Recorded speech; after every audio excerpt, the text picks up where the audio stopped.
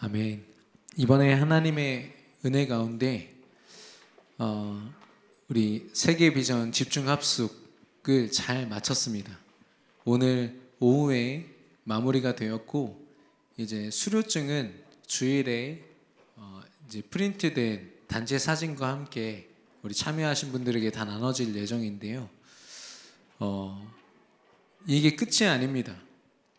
끝이 아니라 아까 이렇게 오늘 너무 은혜 충만하니까 다들 너무 신나셔가지고 거기 또 동학사니까 얼마나 나무가 우거져 있습니까? 사진 찍느라 정신 없으시더라고요. 근데 그분 중에 한 분이 약간 제 귀를 거슬리는 말을 하셨어요.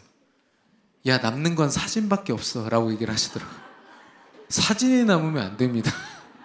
이제 시작인데 하나님의 역사가 오늘 이후로 다시 시작될 줄로 믿습니다. 적어도 그 훈련받은 분들이요 다시 삶이 완전히 갱신되고 개혁되어서 이제는 정말 하나님 앞에 쓰임받는 그런 전도자로 서야 되지 않겠습니까? 그리고 이제 참여하지 않으신 분들은 멍하고 저를 지금 보고 계신데 제가 그래서 1기라고 했습니다. 1기. 그 말은 2기, 3기가 있다는 거죠. 또 이제 이런 훈련들이 앞으로 계속 진행될 예정입니다. 그렇게 바라고 있고요. 근데 우리 성도님들이 이번에 너무너무 중요한 시간이었던 것 같아요. 각 개인이 하나님 앞에서 자신을 드러내고 하나님 앞에서 내가 살고 있다라고 생각했던 것들이 사실 아니었던 것, 이런 것들이 많이 드러났어요. 그리고 새롭게 결단하신 분들도 많이 계시고요. 이 집중합숙이 계속될 수 있도록 또 우리 교회의 전도와 선교의 이 축복된 흐름이 끊이지 않고 계속 성장되어질 수 있도록 여러분 기도해 주시기를 바랍니다. 오늘 서론에서 부활의 능력이라고 했습니다. 여러분도 아시다시피 우리나라에서는 부활절이 이렇게 뭐 그렇게 큰 행사는 아닙니다. 그래도 이렇게 보수적인 우리나라 기독교들은 그래도 보수적이거든요. 그러다 보니까 막 눈에 보이는 막 그 행사들이 전부가 아니다 이런 좀 느낌은 있어요. 그런데 외국은 그렇지 않습니다. 특히 미국, 이 신앙이 시작된 그런 곳, 영국, 유럽 이런 곳에서는요 부활절이 엄청난 행사입니다. 부활절을 기준으로 막 모든 상점들이 할인 행사도 하고요. 근데 중요한 건 전혀 의미를 모르죠. 뭐 계란 굴리기, 계란 찾기, 도대체 계란이 뭐길래? 생명을 상징하는 건 알겠습니다. 근데 진짜 주인공 되신 그분을 드러내기보다는 다른 게 막 우리나라에서도 이번에 이 큰 교회들을 중심으로 광화문에서 부활절 퍼레이드를 했대요. 어마어마한 행렬로 이렇게 했는데 그 보니까 막 십자가 이렇게 에드벌룬도 있고요. 병아리 에드벌룬이 있더라고요. 아래서 깨어난 건지 뭐 의미는 잘 모르겠습니다만. 근데 그 아래 댓글들을 혹시 보셨습니까? 서울 광화문에서 본 퍼레이드 중에 제일 재미없었다. 제일 최악이었다. 왜 했는지 모르겠다. 엄마 따라 갔다가 후회했다. 이런 댓글이 쫙 있어요. 칭찬하는 내용이 거의 없더라고요. 그래서 누가 이렇게 전략적으로 그걸 욕한다. 뭐 그런 얘기도 누가 하더라고요. 근데 사실 뭐 행사를 하는 거 나쁘지 않습니다. 그 부활절이라는 날을 예수 그리스도가 부활하신 날을 우리가 어떤 모습으로든 기념하는 거는 나쁘지 않은데요. 중요한 건 하나님이 이 부활절을 허락하신 이유가 있을 거 아니에요. 우리 강단의 말씀 속에서는 창세기 3장 15절을 본문으로 허락하시면서 이것이 바로 하나님이 언약하신 바라고 얘기하고 있습니다. 하나님이 인간이 하나님을 떠나는 선악과를 따먹고 하나님의 말씀을 거역한 채 하나님을 떠나는 그 가장 재앙과 저주가 시작되는 그 시점에 우리에게 던져주신 유일한 답이요 언약이죠. 창세기 3장 15절. 여기 다 적을 수 없지만 이사야서 7장 14절, 출애굽기 3장 18절, 하나님이 시대와 상관없이 이 성경 전체가요 66권인데 40여 명의 저자가 그 쓰는 시간만 1600년이 걸렸습니다. 근데 그 40명이요 한 가지를 얘기하고 있어요. 예수가 그리스도다. 하나님이 약속하신 이 여자의 후손이 바로 예수 그리스도고, 그리스도가 우리를 대신하여 고통당하사 우리의 하나님을 떠난 말씀을 거역한 그 억만 죄악에서 우리의 모든 문제를 완전히 끝내셨다. 그게 성경의 내용입니다. 근데 제가 잠깐 동안이지만 확인해 본 전 세계 어떤 퍼레이드, 어떤 행사에서도 그리스도를 얘기하고 있지 않아요.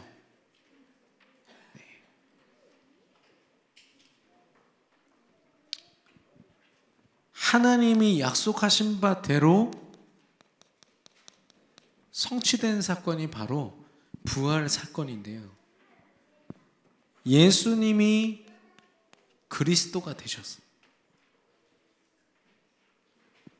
사단의 머리를 박살내셨어요. 사단이 아무리 꿈틀거리면서 그 강한 힘으로 많은 사람들의 운명을 좌지우지하고 있고 많은 불신자들의 삶을 움켜쥐고 있다 한들, 예수 그리스도 그 믿음을 가진 우리를 절대로 함부로 건들 수 없는 줄로 믿습니다. 머리가 깨어졌거든요.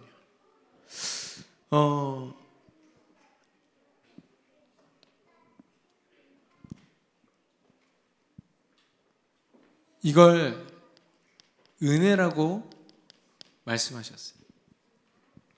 하나님이 은혜로 허락하신 그 약속을 이 또한 하나님의 은혜로 성취하셨어요.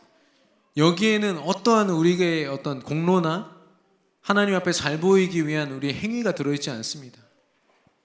너희가 나를 택한 것이 아니라 내가 너희를 택했다라고 했거든요. 하나님이 우리를 사랑하사 로마서 5장 8절, 우리가 아직 죄인 되어 있을 때 어떠한 조건도 없어요. 오히려 우리는 죄인이고 그 죄로 말미암아 죽어 마땅한, 하나님 앞에 아무것도 요구할 수 없을 만큼 자격이 없는 우리에게 은혜로서 하나님 자녀의 자격을 부여하시고 그리스도의 믿음을 허락하사 우리를 구원하셨습니다. 그 사건을 이야기하는 거예요. 이 부활이 하나님의 말씀의 성취요, 이 부활이 예수 그리스도를 통하여 하나님이 우리에게 허락하신 능력이 될 줄로 믿습니다. 그래서 이 부활의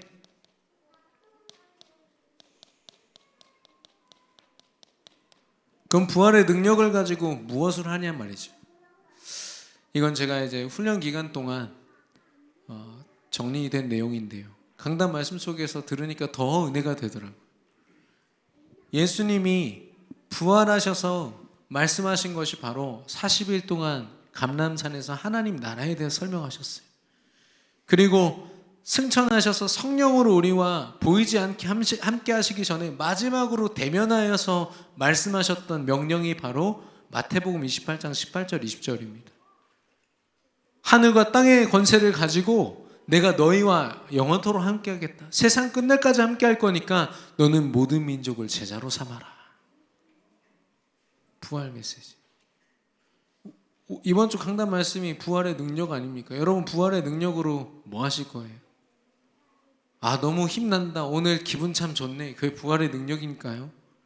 내가 좀 우울해졌다가 회복됐다, 물론 좋은 일입니다, 각 개인에게는. 그러나 하나님이 우리에게 부활의 능력, 그리스도의 능력을 부으시고 그리스도의 삼중직 그 권세로 사단을 깨뜨리고 죄를 이기고 하나님 만나는 길 대신 그 권세를 우리와 함께 하신 이유는요,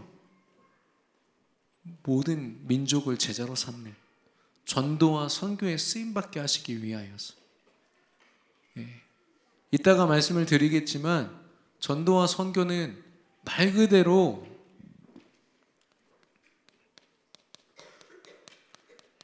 되어지는 축복입니다. 정말 여러분의 인생을 하나님께 맡길 수 있는 은혜 있기를 축원합니다. 하나님, 이 업을 하나님께 드립니다. 하나님, 내 후대와 이 가정을 하나님께 드립니다. 내가 걱정하고 어쩌면 내가 노력하는 시간보다 하나님 앞에 맡겨드리는 시간이 더 많아야 되지 않겠습니까? 잠깐 예배하고 기도하면서 하나님께 맡겼다가도 또 내 손으로 붙잡고 아둥바둥 살 때가 있지 않습니까? 하나님은요, 그렇게 하면은 내 가정을 꾸릴 수도 있고 나름 유지도 할 수 있습니다. 그러나 하나님이 쓰시지는 않습니다. 하나님께 쓰임 받을 수는 없어요. 이번에 집중 합숙이 결국 그 내용이었거든요. 우리가 복음을 너무너무 많이 들어왔고 예수가 그리스도 되심을 들었어요. 근데 그래서 어쩌라고요? 이 그리스도가 어쩌라고요? 이 그리스도로 말미암아 내가 있는 현장에서 이 되어지는 축복을 맛보지 않으면 사실 우리 못 누리고 있는 겁니다. 좀 더 가슴 아프게 얘기하면 우리는 하나님을 모르는 거예요. 하나님을 안다면 당연히 의지할 텐데 하나님을 안 믿고 하나님을 모르니까 하나님을 알고는 있지만 믿지 못해서 맡길 수 없는 거예요. 제가 제 친구한테 장난쳤거든요. 야, 너 나 믿냐? 믿지. 그럼 100만 원만 꺼줘. 그건 안 돼. 이러더라고요. 물론 저랑 그렇게 친한 친구는 아닙니다만 믿죠. 누군지 알고 잘 알아요. 근데 자기 돈 100만 원을 맡길 만한 친구는 아니라는 거죠. 사실 그건 진짜 믿음이 아닙니다. 우리 하나님을 믿을 때도 그렇게 믿어야겠습니까? 저 하나님 믿습니다. 모든 응답 다 주시고 내가 모든 것을 하나님께 드리겠습니다. 근데 막상 정작 하나님께 맡겨드리지 못해요. 부활의 능력 되신 그리스도 앞에 우리의 모든 인생 맡겨드릴 수 있는 은혜의 길을 축원합니다. 이번 한 주 동안 그 작업이 계속 되어야겠습니다. 이게 은혜구나. 이 은혜로 내게 허락하신 이 부활의 능력 앞에 내 모든 것을 하나님 드립니다. 사용하여 주옵소서. 되어지는 축복 속에 있게 하여 주옵소서. 그래서 오늘 제목이요, 하나님 앞에서입니다.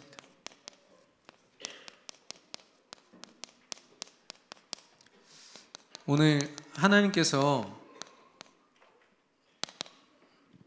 이 아브람에게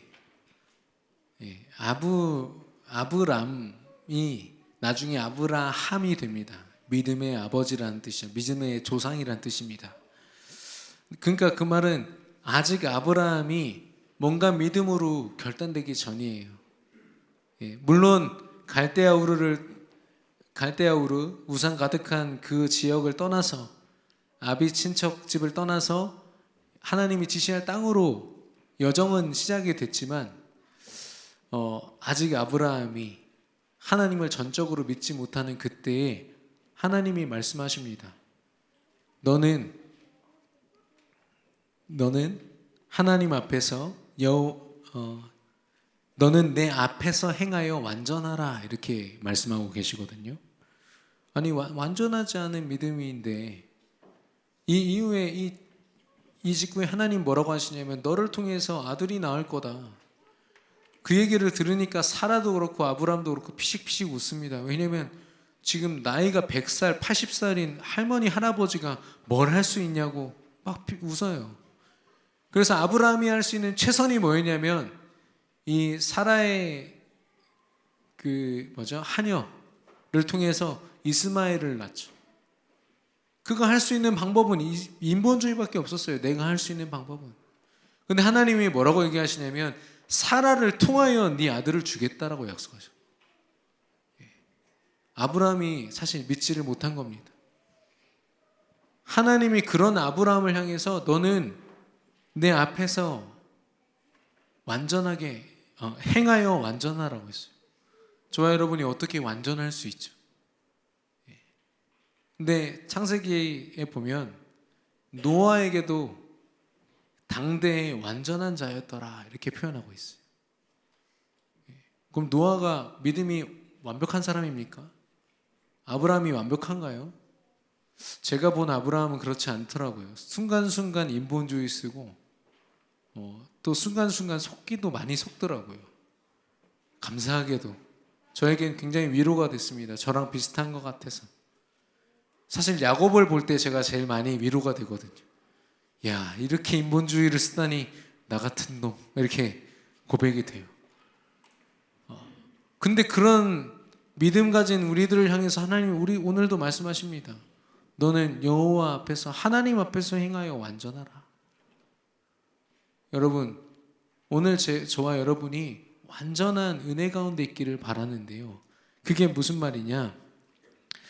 바울도 자신의 믿음을 점검할 때마다 내가 하나님 앞에서 이런 표현을 많이 씁니다. 내가 하나님 앞에서 하나님 주신 양심대로 행하여 뭐 이런 표현들을 쓰거든요. 예. 우리의 믿음이 내가 판단해가지고 이 정도면은 그래도 내가 신앙생활 잘하는 것 같지 않나? 예배 나오고 뭐 나름대로 막 교회에서 헌신도 많이 하죠. 그런 모습을 내가 보면서 나를 나 앞에 세우는 겁니다. 내가 나를 평가하는 거죠. 나 이 정도면 잘하고 있지 않나? 근데 성경에서는 뭐라고 얘기하냐면 바울은 뭐라고 얘기하냐면 하나님 앞에서라고. 여러분 정말 하나님 앞에서 믿음 가진 신앙인으로 그리스도 복음 가진 그리스도인으로 살고 계십니까? 부활의 능력을 가지고 우리는 정말 바울의 고백처럼 못할 게 없는 능력 주시는 자 안에서 모든 걸 할 수 있는 사람들인데 여러분 그 축복 누리고 계십니까? 지금 여러분의 어떤 이렇게 여러분의 약점을 건들려고 하는 게 아니라 우리가 제대로 이 앞에 서지 않으면 하나님이 우리를 쓰실 때마다 우리도 불편하고 하나님이 불편해요. 하나님도 불편하세요. 아니 저희 아이가 지금 4살인데 최근에 계속 요구하는 게 뭐냐면 운전하게 해달래요. 저보고 운전을 하겠대요. 근데 엄마도 하는 걸 보고 저도 하는 걸 보니까 자기도 하고 싶은 거죠. 그리고 몇 번 제가 이제 운전석에 앉아서 운전 뭐 움직이진 않았지만 이렇게 잡게 했거든요. 그랬더니 더 흥분해가지고 하고 싶다. 그래서 제가 해줄 수 있는 말은 그거였어요. 네가 브레이크에 발이 닿질 않아. 키 더 크면 하게 해줄게. 그래서 지금 본인은 빨리 키 커서 내년쯤에 하려고 지금 준비하고 있다니까요. 네, 그 디테일한 걸 모르죠. 본인은 그래서 가끔씩 막 울어요. 왜 못하게 하냐고. 못하는 게 은혜예요. 했다가는 목숨을 걸어야 되지 않겠습니까? 지금 장난이 아니잖아요. 우리가 때로는 하나님께 이런저런 요구를 할 때가 있어요. 하나님 이런 응답 주십시오. 하나님 세계복음화를 위해서 필요하지 않습니까? 이런 응답도 주시고 우리 자녀도 우리 업도 우리 경제도 근데 안 주세요. 하나님의 응답을. 근데요 성경으로 말하면 무응답이 응답입니다. 안 주시는 게 안전한 거예요. 하나님이 우리의 필요를 모르시는 분이 아니지 않습니까? 하나님이 때를 따라서 시간표를 따라서 어련히 알아서 주실 것인데 우리도 모르게 하나님보다 앞서서 성령보다 앞서서 우리의 믿음을 본다니까요. 우리를 향한 하나님의 역사를 판단한다니까요. 그래서 하나님한테 아쉬운 소리하고 하나님을 원망하기도 하고 여러분 정말 하나님 앞에서 우리의 믿음이 점검되고 우리의 삶이 순간순간마다 하나님 앞에서 살아가기를 예수님의 이름으로 축원합니다. 그래서 하나님 앞에서라고 했는데 우리 하나님 앞에서 나의 하나님 앞에서 모든 순간 우리의 삶이 믿음이 이렇게 점검될 수 있다면 얼마나 감사할까요? 오늘 그 축복 속에 있기를 바라는데요. 먼저 나는이라는 질문으로 시작하기 원합니다. 정체성이 분명하면요. 그 정체성의 믿음이 꼭 그리스도의 믿음이 아니더라도 나는 뭐다라는 게 분명하면 그걸로 모든 삶이 집중되어지고 움직여집니다. 아시다시피요. 제가 그 합숙 때도 말씀드렸지만 군합숙 때 제가 군합숙을 2006년도에 갔었는데 그때 우리 그 팔공산에 올라가서 기도하는 시간이 있어요. 새벽 5시 반에 올라가서 나름 되게 일찍이에요. 그 산 꼭대기에서 우리가 함께 예배하기로 했기 때문에 새벽 5시부터 올라가서 했거든요. 그래서 우리는 막 헥헥거리면서 도착 딱 했더니 그 팔공산에 굴들이 많더만요. 바위를 다 파놔가지고 굴들이 있는데 굴마다 불이 다 켜져 있어요. 무속인들이 짱 박혀가지고 다 기도하고 있고, 스님들이 머리가 너무 빛나니까 다 보여요. 멀리서도 그 스님들도 계시고, 이상한 종교인 사람들도 막 단체로 올라와서 저쪽 봉우리에서 기도하고 있고, 우리가 제일 늦었어요. 오히려 그 하나님께 좀 죄송해서 막 마귀들과 싸울지라를 굉장히 크게 막 불렀던 기억이 있습니다. 그들은요, 미안하지만 사단의 역사 속에 있으면서도 그 정체성이 분명해요. 내가 왜 기도해야 되고 무엇을 위해서 기도해야 될지, 하나님과 전혀 상관없는데도 그 정체성이 확실하니까 목숨 걸고 기도하는 겁니다. 목숨 걸고 자신의 신을 위해서, 귀신을 위해서 그렇게 살아가는 거예요. 저는 솔직히 그때 부끄러웠어요. 왜냐면 저는 그때 물론 대학생 때였지만 목사님이 기도하라고 했는데 5분 기도하니까 더 기도할 게 없더라. 아무리 막 쥐어짜내도요, 기도할 게 없었어요. 그래서 계속 아버지 아버지 소리만 질렀던 기억이 납니다. 근데 그들은요, 평균 3시간씩 기도해요. 새벽 3시부터 올라와서 기도했다 하더라고요. 어쩌면 이 정체성이요,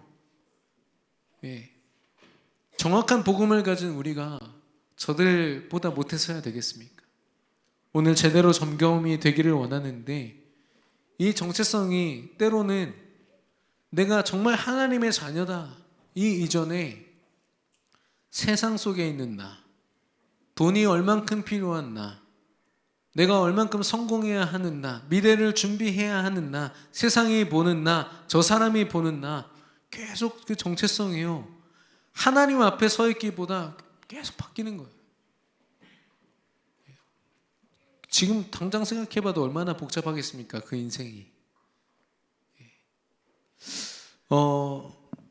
성경에서 보니까요, 요한복음 1장 12절에 영접하는 자 곧 그 이름을 믿는 자들에게는 하나님의 자녀가 되는 권세를 주셨으니.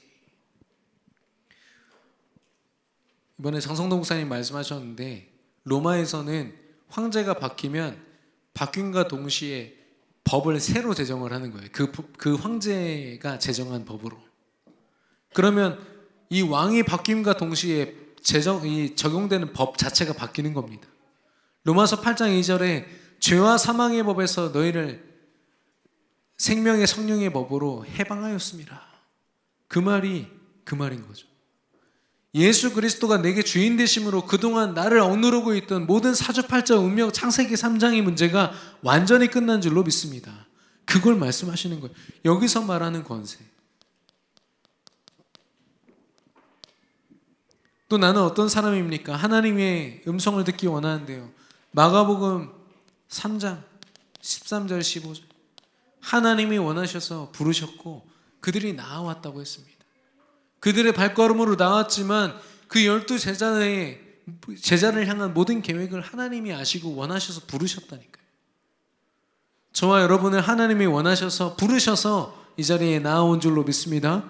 저와 여러분이요, 그래서 전도도 하며 귀신도 내쫓는 권세를 우리에게 주셨다고 했어요. 하나님은 분명한 목적을 가지고 우리를 부르셨다니까요. 여러분과 저의 정체성이 저 세상에 머무르거나 우리 자신에게 머물러서는 안 됩니다. 우리 자녀들이나 우리 잘못된 어떤 방향에 머물러서는 안 되고요, 하나님이 우리가 하나님이 원하셔서 이 자리에 왔는데. 마태복음 28장 18절 20절.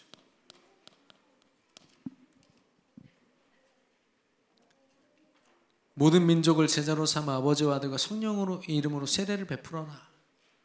여기만 들으면은 전도 내가 해야 되는구나 이런 느낌이 들지만 18절에 19절에 18절과 20절에 보면 하늘과 땅의 권세를 가지고 내가 너와 함께 할 것이고 내가 세상 끝날까지 너랑 함께 할 거다. 그 말은 뭐냐? 우리가 발걸음으로 밟을 때마다 하나님이 모든 민족과 열방을 상대할 힘과 지혜와 모든 걸 다 허락하시고 그 전도 선교는 되어지는 응답이 될 거다. 너는 증인이 되리라 말씀하셨잖아요. 사도행전 1장 8절.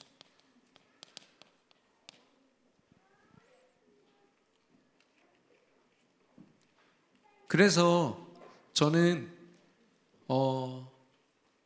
이게 우리 정직자분들이나 렘넌트들이랑 포럼할 때 전도에 대한 포럼을 제가 이제 주로 하는데, 그때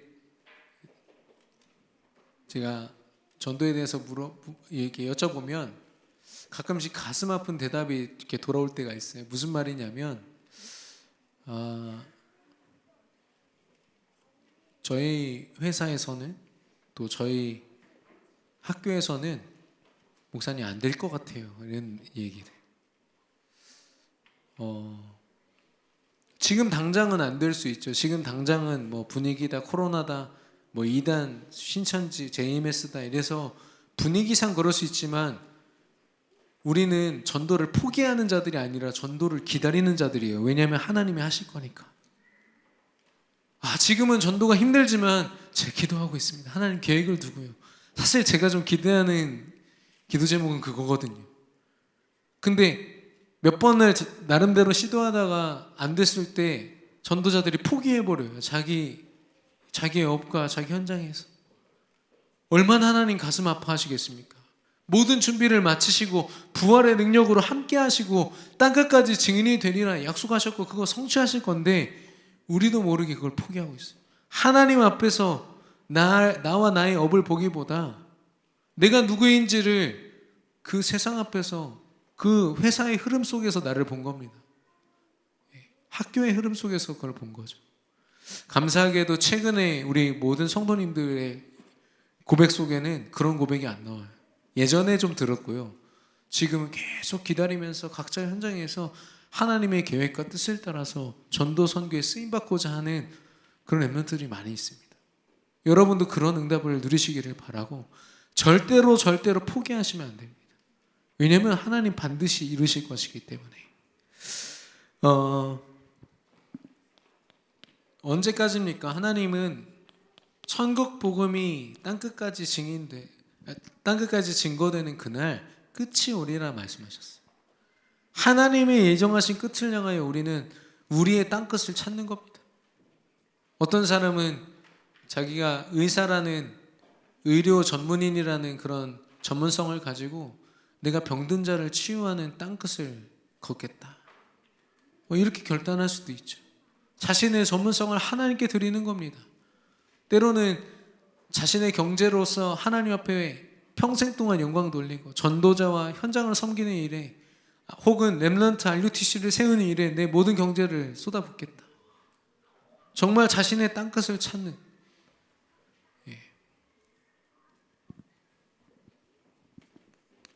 이사야서 6장 13절에 하나님은 믿음 가진 자들을 그냥 어쩌다가 실수로 세우신 게 아니에요. 실수하지 않으시고 절대로 하신 일에 대해서 후회하지 않으시는 하나님이십니다. 그 말은 뭐냐? 밤나무 상수리 나무가 뱀을 당하여도 그 그루터기 남아있는 것처럼 믿음 가진 너희를 이 땅에 남긴 거는 너희가 아니면 안 되기 때문이에요. 복음 가진 너희가 살리지 않으면, 복음 가진 너희를 통해서 세워진 후대들이 아니면 이 땅에 소망 없어, 희망 없어 라고 말씀하고 계신 거 있죠. 저와 여러분의 삶을요,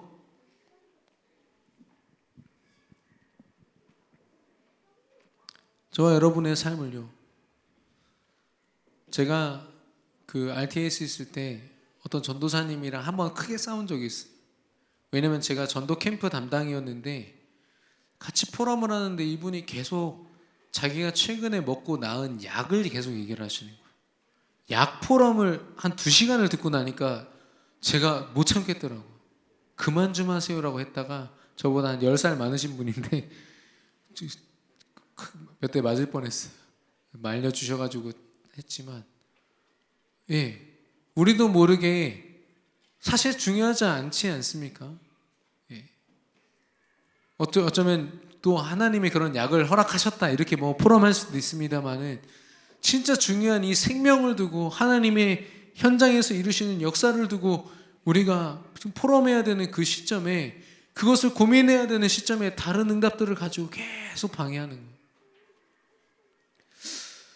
거예요. 저와 여러분의 정체성이 오직 말씀 안에서 언약 안에서 다시 발견되기를 축원합니다. 우리가 어떤 하나님의 자녀요 하나님 앞에서 부름받은 전도자인지 말씀 안에서 다시 발견되고 정리되어야겠습니다. 그래서 이 정체성을 보면 중요한 게 하나님은 단 한순간도 현장을 뺀 나를 생각하지 않으셨어요. 모든 하나님의 나를 향한 메시지, 하나님 자녀된 나를 향한 그 언약을 들여다보면 현장이 반드시 있어요. 권세가 왜 필요합니까? 권세가 왜 필요합니까? 우리 권세는요, 사실 믿음 가진 사람들끼리 같이 어울려 있을 때는 빛과 빛이 만나면 서로 모릅니다. 뭐가 밝은지 몰라요. 근데 흑암 한가운데 가면 아무리 촛불 하나라도 비친다니까요. 그걸 확인하라고 권세라고 말씀하신 거예요. 우리가 어배 현장에서 어쩌면 외롭게 믿음 가지고 살아가면서 그 불신자 한가운데 서 있을 때 믿음을 고백한다. 하나님이 그 빛을 비추시지 않겠습니까? 그걸 보면서 권세라고 말씀하시고 그것 때문에 원하셔서 부르셔서 귀신도 내어쫓고 전도도 하게 하셨어요. 세상 끝날까지 그걸 위해서 함께 하시겠다고 약속하셨고 증인이 되리라. 남은 자다 말씀하셨습니다. 혹시 우리의 정체성이 그런 분도 계셔요. 나는 우리 자녀를 위해서 산다. 자녀 때문에 산다. 굉장히 모성애, 부성애가 깊은 고백처럼 들리지만 하나님 보실 땐 틀린 겁니다. 하나님 보실 땐 틀린 거죠. 오직 하나님의 언약과 성취와 특별히 하나님이 그 어마어마한 응답을 숨겨두신 현장 안에서 저와 여러분의 정체성이 발견되기를 예수님의 이름으로 축원합니다. 이번 집중 합숙도 사실 그 내용이었어요. 물론 어마어마한 은혜를 또 허락하셨지만요. 내가 누군지를 또 제대로 발견하지 못하고 이 두 가지 반복되는 사이클이 있는데요. 승리하는 사이클이 있고 또 실패하는 사이클이 있습니다. 승리한 사람들을 보면 저는 그 여호수아 때 가나안 정복을 했던 그 가나안 2세대죠. 그들이 뭐 완벽한 건 아니지만 어쨌든 믿음으로 여리고 성도 점령하고 가나안 땅을 정복하는 데 크게 쓰임 받았습니다. 믿음으로요. 여호수아의 믿음을 본받고 갈렙의 믿음을 쫓아서요. 이 승리를 맛본 거 있죠. 근데 그들이 뭐라고 고백하냐면 우리들이 우상에게 뺏기고 속았을지라도 여호수아 당신의 믿음을 쫓아서 내가 오직 우리 가정과 우리의 모든 것이 오직 하나님 여호와만 섬기겠노라고 또 다짐하고 또 결단하고 또 서는 거예요. 하나님이 그런 이스라엘로 하여금 주변 나라들을 두려움에 떨게 만드셨어요. 저들은 하나님과 함께 하기 때문에 함부로 건들면 우리 분명히 질 거야. 이게 그들 안에 각인됐다니까. 이스라엘이 막 엄청나게 싸움을 하고 잘 이겼고 이런 게 없어요. 다 하나님이 승리케 하셨거든요. 그걸 보는 주변 강대국들이요 보고 두려워 떨었습니다. 혹시 저와 여러분은 현장에서 저희 현장을 어떻게 해보기 위해서 노력하고 있지 않습니까? 돈 잘 벌고 뭔가 그들에게 나 하나님 믿는다는 걸 증명하기 위해서 열심히 하고 있지 않습니까? 사실 그걸로는 그들을 살릴 수가 없어요. 하나님의 살아계심을 드러낼 수 없는 겁니다. 여기서 말하는 승리는 오직 믿음으로 말미암아 하나님이 구원하신 것에서부터 시작돼요. 그래서 이 승리한 사람들을 보면 이 구원의 축복이 모든 것에 시작이 됩니다. 여기에서 감사가 나와요. 얼마나 힘있는 감사인지. 이 감사함으로 말미암아 하나님 앞에 선 사람들이 감사합니다 하고서 딴짓합니까? 하나님 앞에 집중합니다. 어떤 상황 속에서도 기도하면서 하나님께 나아가 집중하고 하나님은 그에 합당한 응답을 주세요. 그러면 그 감사가요 다시 그 응답이 다시 감사로 고백되고 예수가 그리스도이십니다 오직으로 점점 더 뚜렷해지는 거죠. 구원의 축복, 천국의 배경이 내게 있고 하나님 나라의 배경, 이걸 좋은 승리의 사이클이라고 합니다. 물론 뭐 완벽할 수는 없습니다만은 잘 보세요. 여러분도 하나님을 누리고 기뻐했던 그런 여러분에게도 그런 때가 있지 않습니까? 저는 적어도 훈련 직후나 이런 때는 이게 됐던 것 같아요. 너무 감사. 근데 그게 지속이 안 돼서 이제 문제지만 여기서 말하는 응답은 경제적인 응답 이런 게 아닙니다. 정말 하나님 앞에 집중하고 감사했는데 노예로 팔려가고 속국되고 포로된 사람들도 있어요. 뭡니까 하나님? 근데 그들은 그렇지 않았어요. 여기서 말하는 응답이 뭡니까? 여러분 응답하라 오바. 그 사람이 대답하면 응답인 거예요. 그 사람이 제가 질문했을 때 수학에다 대고 여보세요 했을 때 그 사람이 네 하면 응답한 겁니다. 하나님이 존재하시고 하나님이 나와 함께 하신다. 이것만 발견되면 그게 응답이지 않겠어요? 내 기도에 내가 원하는 대로 응답하지 않더라도 그리 하지 않으시더라도 하나님이 나와 함께 하신다. 요셉과 다니엘과 다윗이 누렸던 응답입니다. 이 승리의 사이클을 다윗이요 시편을 한번 읽어보십시오. 정확한 이 사이클을 가지고 있어요. 이 사람들의 공통점은 뭐냐면 이 시작이 근본 축복에서부터 시작돼요. 하나님이 나를 구원하셨구나. 오늘도 모든 것 이루신 그리스도가 내 하루를 책임지시겠구나.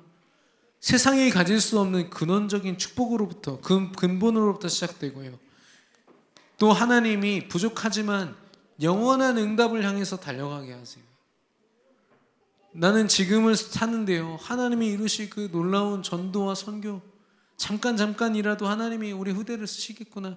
지금 당장은 싹수 없어 보여도 하나님이 내 믿음으로 말미암아 우리 후대를 또 세우시겠구나. 내 현장을 사용하시겠구나. 이런 영원한 응답을 바라보며 살게 하신다니까요. 그러다 보니까 문제가 오고 어려움이 와도 초월해버릴 수 있어요. 내가 능력으로 이악 물고 꾹 참는 걸 초월이라고 하지 않습니다. 상관없어야 돼요. 자유로워야 돼요. 말씀으로 말미암아 진리를 주셨고 진리로 말미암아 너희가 자유케 되리라 했어요. 하나님의 진리 예수 그리스도 언약을 붙잡은 사람이 시공간 초월 보좌의 능력을 힘입어서 모든 것을 초월한다니까요. 문제가 해결되는 게 초월이 아닌 거 아시죠? 문제가 여전히 있어요. 그것 때문에 좀 아프기도 해요. 근데 믿음만 바라보면 도망가다 고백한 이 다윗의 고백 여호와로 말미암아 부족함이 없으리로다. 그게 참된 자유 아니겠습니까? 지금 7,000도가 넘는 그 풀무불 7,000도 맞나요? 풀무불 앞에서 그리 아니하실지라도 나는 하나님만 바라보고 우상숭배 절대 할 수 없습니다. 그들이 두려움이 느껴지십니까? 오히려 자유해 보이지 않나요? 흔들림이 없는 초월된 상태. 그러다 보니까 하나님이 그들에게 변함없이 약속하신 대로 현장의 응답을 주십니다. 주변에 있는 모든 사람들이 야 너 참 대단하다가 아니라 네가 믿는 하나님이 진짜 하나님이구나. 그 응답을 받았어요. 두 번째 실패의 굴레입니다. 이 실패는 사실 구원받은 사람들을 이야기하는 거죠. 사울 왕과 같은 사람, 하나님이 그의 믿음을 보고 왕으로 세우셨거든요. 이스라엘의 일대 초대 왕입니다. 얼마나 영광스럽습니까? 근데 그 지위에 딱 오르자마자요, 사울 왕이 이상한 감정으로 다윗을 질투하고 하나님의 계획을 보지 못한 채 함부로 하나님 앞에 하나님의 이 말씀을 지키면서 예배하기보다 자기가 원하는 예배를 막 드리고, 그 사람의 삶을 보면요, 하나님이 그를 선택하셔서 구원하셨고 응답도 주십니다.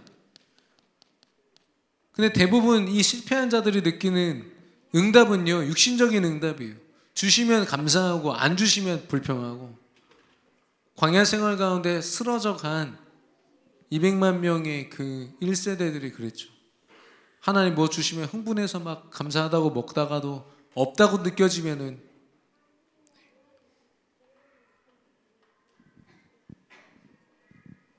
이 응답으로 말미암아 하나님을 더 바라보고 쓰임 받은 게 아니라 타락하고 교만해집니다.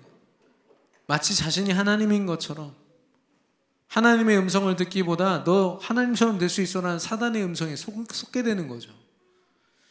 응답을 받고 높은 자리로 갈수록 많은 걸 가질수록 더 그걸요 하나님을 위해서 쓰기보다 자신을 드러내고 잘못된 방향대로 불신자랑 똑같은 모습으로 뭐 이렇게 표현하고 싶습니다만은 개인이 몰락하고 그 가정이 몰락하고 나라가 몰락합니다. 그러면 하나님이 구원받았으니까 하나님 자녀니까 다시 구원하시긴 합니다. 다시 은혜를 허락하사 회복시키세요. 이게 불신앙 가운데 있었던 이스라엘의 평생의 모든 역사 가운데 이 사이클이 계속 반복됩니다. 근데 그 성경에 드물게 렘넌트 7명처럼 승리한 자들의 사이클을 보면 여김없이 이렇게 돌아갑니다. 제가 좀 부족하게 표현했을지는 몰라도 정말 그들은요 그 사람만 보면은 연약한 부분이 너무너무 많은데 그들이 믿고 의지하는 하나님이 완전하시니까 이게 가능한 거죠. 예. 이번에 우리 그 방장님들께서 우리 집중합숙에 참여하신 방장님들 오늘 포럼을 좀 들었는데 우리 참여하셨던 분들 오늘 많이 오셨네요. 피곤하셔서 못 오실 줄 알았는데 근데 여러분은 어떠셨습니까? 저는 수련회 때마다 느끼고 우리 선교사님이 이번에도 시작할 때 얘기하셨어요. 사소한 걸로 속지 말아라. 옆에 사람 한마디. 근데 참 감사한 거는 뭐냐면 제가 선교사님 보고 저렇게까지 하시냐 이런 생각이 솔직히 들었어요. 순종해야지 하면서 왜 저렇게까지. 왜냐면 막 샴푸, 린스, 방에 쓰는 것까지 다 체크하시는 거예요. 그래서 제가 오늘에서야 사실 알았어요. 그런 것들이요 다 발목이 잡혀요. 샴푸가 없네. 이거 하나 때문에 말씀을 통째로 놓친다니까요. 밥을 먹었는데 밥이 맛이 없어. 이것 때문에 하루의 은혜가 다 상실돼 버려요. 그런 거 경험 혹시 안 해보셨습니까? 청소년 수련회 한번 가보세요. 아이들이요 처음에 등록할 때 표 받을 때 그 스텝이 세게 줬다고 그거에 삐져가지고 3일을 내내 놓친다니까. 이 영적으로 얼마나 예민한지 아십니까? 그래서 이번에 우리 장로님들 남자분들이 특별히 감사하게도 4분이 이렇게 같이 방을 쓰시면서 결단 내리셨어요. 세계의 비전 집중합숙 2차에는 참여하지 말자. 1차에서 제발 끝내자 이거였어요. 반복돼요. 계속. 하나님이 우리에게 세계를 정복하고도 남을 그리스도의 언약을 매주마다 강단을 통해 주셨고 끊임없이 훈련을 받지 않았습니까? 근데 그것도 우리한테는 왠지 부족한 거예요. 하나님이 부족한 건가요? 하나님의 말씀과 성취가 부족한 겁니까? 아니요. 우리가 아직 우리의 삶을 하나님께 맡겨드릴 만한 믿음이 없거나 아니면 하나님을 아직 잘 모르고 잘 못 믿는 겁니다. 원인은 내게 있어요. 다른 사람 뭐 때문이 아니라 나 때문이라니까요.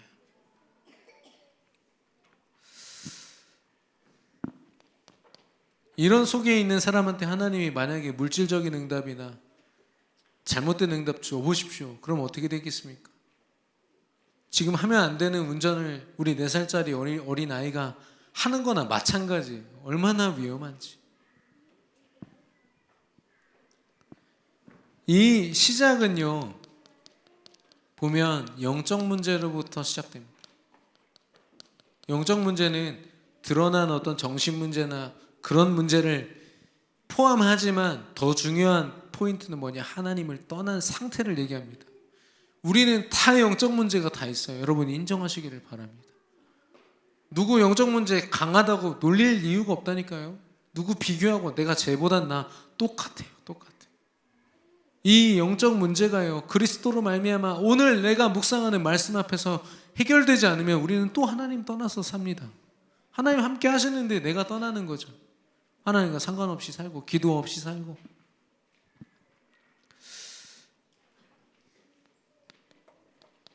영원을 살기보다 순간순간을 살아요.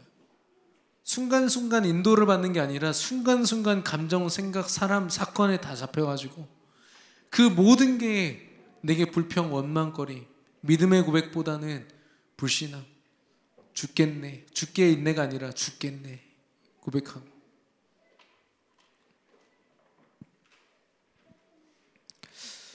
어떤 렘넌트가 저한테 그러더라고요. 하루만이라도 죽도록 돈 쓰다 죽고 싶대요. 그래서 야, 너 렘넌트 맞냐? 제가 이렇게 얘기했는데 그 렘넌트에게는 제가 알거든요. 그 가정 배경이 굉장히 너무 오랫동안 빚에 시달렸고 힘들어했고, 그러다 보니까 이 아내는요 사실상 자기의 영적 문제 이걸로부터 시작해서 이걸로 귀결 짓는 거예요. 돈, 돈, 돈. 세계복음인데 돈. 오직 복음인데 돈. 오직 아니죠 그건요. 오직 그리스도면 끝나야 되지 않겠습니까?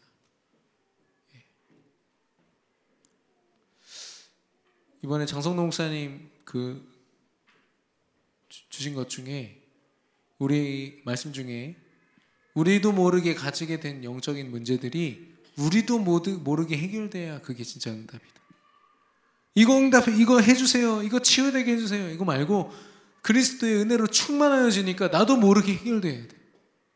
그게 진짜 응답이고 그게 진짜 치유다. 맞는 거 있죠.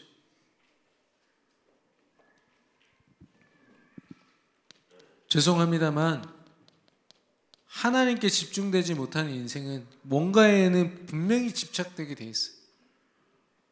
그리고 심하게는 중독이 돼서 이거 아니면 안 되게 돼버리는 거죠. 그 펜타닐이란 마약이 요즘에 미국이랑 우리나라에서도 유행하고 이미 3년 전인가부터 청소년들이 접했다고 하더라고요. 근데 이 펜타닐의 이 중독되는 속도가 3초? 그러니까 요즘에는 그 미국 경찰들이요 마약범 검거할 때 마스크를 꼭 쓴대요. 왜냐면 그냥 날아다니는 것만 맡아도 바로 중독돼버려요. 경찰이 엊그저께 마약을 잡겠다고 했던 사람들이 마약에 중독돼 있어요. 그냥 마시기만 해도. 사단이 주는 문화가 그렇습니다. 그 속도가 그렇습니다. 요즘 아이들이요 전화기 하면 우리는 이렇게 하잖아요. 애들 이렇게 해요. 완전히 다르죠. 시대가 변하고 있습니다. 사단이요 새로운 전략을 가지고 계속 파고드는데 그거를 내 노력으로 뭔가 내 열심으로 해보겠다고요? 절대로. 진짜 은혜 받는 자리에 가면 안타깝게도 하나님이 잘 안 믿어져요 하는 사람들이 꽤 많아요. 제가 복음을 아는 것 같긴 한데 잘 모르겠어요. 생각보다 많다니까요. 여러분의 자녀들은 안전합니까? 청소년 수련회 가서 그 팀이 있어요. 우리 사역자들 팀. 미친 듯이 영접시켜야 돼요. 밤새 애들이 막 돌아다니거든요. 담배 피는 애들도 있고. 걔네들 붙잡고 물어보면 그리스도 몰라요. 엄마 아빠가 다 장로님인데 모른다니까요. 다시 영접시켜. 어떤 애는 저한테 우주인이 있나요? 그게 왜 궁금한데? 모르겠어요. 궁금해졌어요. 그리스도는 아니? 모르겠어요. 애들이 쓸데없는 생각만 하고요. 수련회까지 와서 계속 말이 많아집니다만 결국에는 현장의 응답보다는 사단의 속임수로 말미암아 현장에서 처절하게 실패하게 되죠. 현장 실패란 말은 돈을 못 번다는 말이 아니라 실력이 없어진다는 말이 아닙니다. 실력이 있어도 하나님께 쓰임받지 못하고 사단에게 계속 속는 거죠. 반복돼. 예배도 못하고 기도도 안 될 만큼. 그게 실패입니다. 그래서 이 사이클 속에 계속 있는 거죠.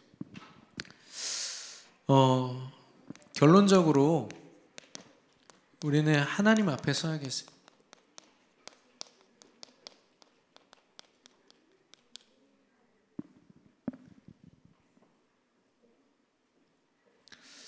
어렸을 때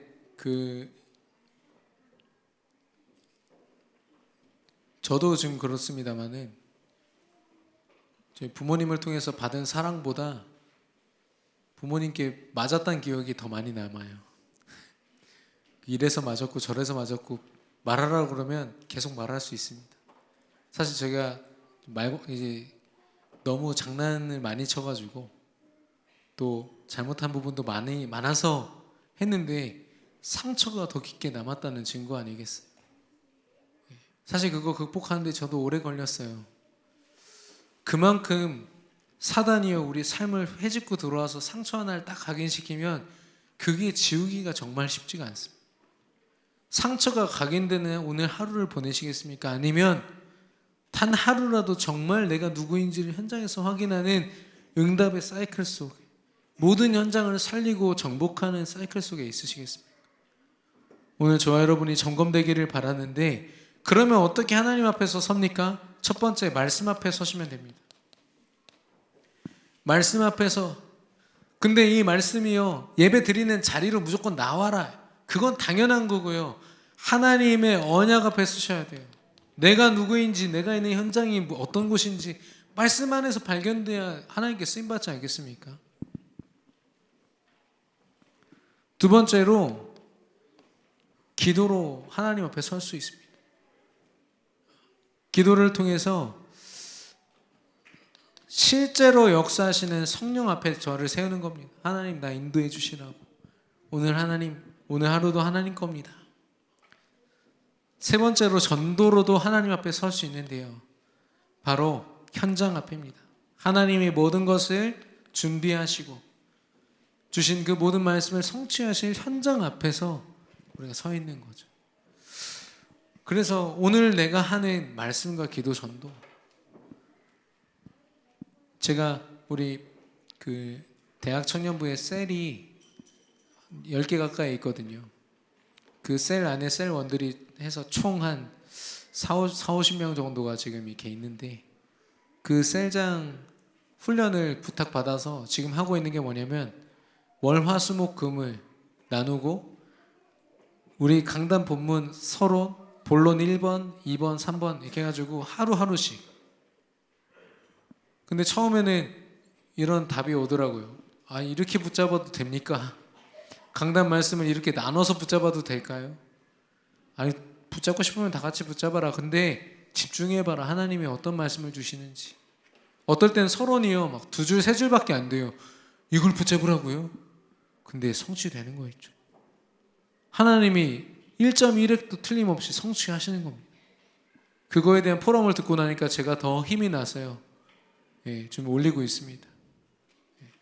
여러분이요 말씀으로 언약 앞에 서시고 기도로 성령 하나님 앞에 서시고 전도로 하나님이 모든 축복을 예비하신 현장 앞에 서시기를 예수님의 이름으로 축원합니다. 우리 옆 사람과 인사하겠습니다. 혼자 가는 길 하나님 앞에 섭시다.